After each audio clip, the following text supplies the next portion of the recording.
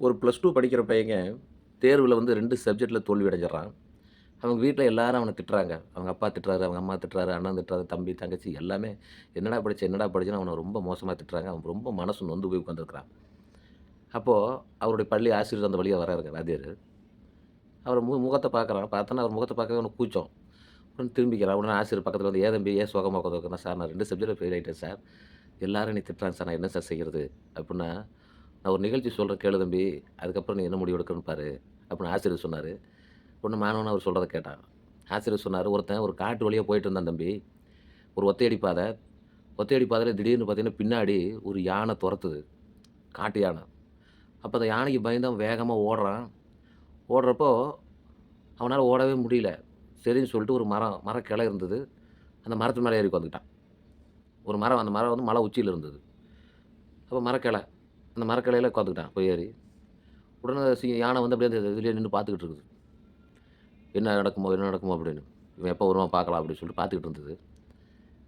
அப்ப அந்த மரக்கிளையில ஒரு பெரிய மலைப்பாம்பு தம்பி.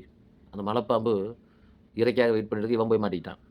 அப்ப இவன எப்படியாவது தின்றலாம்னு சொல்லிட்டு அந்த மலைப்பாம்பு கொஞ்சம் கொஞ்சமா நகர்ந்து வருது. அத பார்த்துட்டான் அவன். பொழுது வேற இருட்டிருச்சு.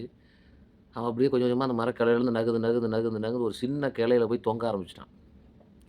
அந்த சின்ன கிளைக்கு அந்த பாம்பு வர முடியாது. ஏன்னா கொஞ்சம் பெரிய பாம்புனால வந்தா உடைஞ்சு விழுந்துரும்னு சொல்லிட்டு அந்த பாம்பு அந்த பெரிய கிளையிலேயே வெயிட் பண்ணிட்டு இருக்கு. இவன் சின்ன கிளையிலேயே தொங்கிட்டே இருந்தான். பொழுது இருட்டிருச்சு. கீழ என்ன இருக்குன்னே தெரியல. அப்ப ரொம்ப இருட்டி அவன் பாட்டுல தொங்கிட்டே இருந்தான். விடிய விடிய தொங்கி தொங்கி அவனுடைய உடல் ரொம்ப சோர்ந்து போச்சு. அப்ப அந்த உச்சியில அந்த மரத்தோட உச்சியில ஒரு தேன் கூடு இருந்தது. அந்த தேன் கூட்லருந்து மரம் அப்ப ஆடி ஆடி என்னதான் தேன் கூடு உடைஞ்சு, அதிலிருந்து 2 சொட்டு தேனு அவன் நாக்குல விழுந்தது தம்பி. அந்த தேன் சுவை தான் அவனுடைய வாழ்க்கை. அப்பதான் அவன் அந்த தேன் சுவைய நக்கிட்டு கவலையெல்லாம் மறந்திருந்தான். பொழுது விடிஞ்சிருச்சு. கீழ வந்து அப்ப கீழ குமிஞ்சு பார்த்தா, அவன் தொங்கிட்டு இருந்த மரக்கிளைக்கும், கீழ நிலத்துக்கும் 2 அடி டிஸ்டன்ஸ் தான் இருந்தது.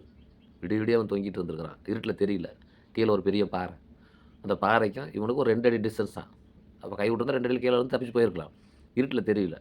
அது மாரி தான் தம்பி, நீ இப்போ வந்து தேர்வுல தோல்வி அடைஞ்சுட்டு வருத்தப்படாத. கண்டிப்பா எழுது. கண்டிப்பா பாஸ் பண்ணிருவ. அதுக்கப்புறம் உனக்கு அந்த தேன் கிடைச்சுது. அந்த மாரி இன்பம் கிடைக்கும். கீழ அந்த பாறையில தொங்கி கீழ இருட்டா இருந்ததுல, அது மாரி இருட்டுல இருக்கிற நீ உனக்கு விடியும். உனக்கும் நல்ல நேரம் வரும். அதனால மனச தளர விடாம, நீ வர்ற பரீட்சைக்கு அந்த 2 தேர்வ படி. படிச்சீன்னா கண்டிப்பா பாஸ் பண்ணிருவ. அந்த ஆசிரியர் சொன்னாரு. உடனே மாணவனும் மனச தெம்பாக்கிட்டு படிக்க ஆரம்பிச்சுட்டாங்க. அது மாரி ஒவ்வொருத்தரும் மன தைரியத்தோட இருங்க.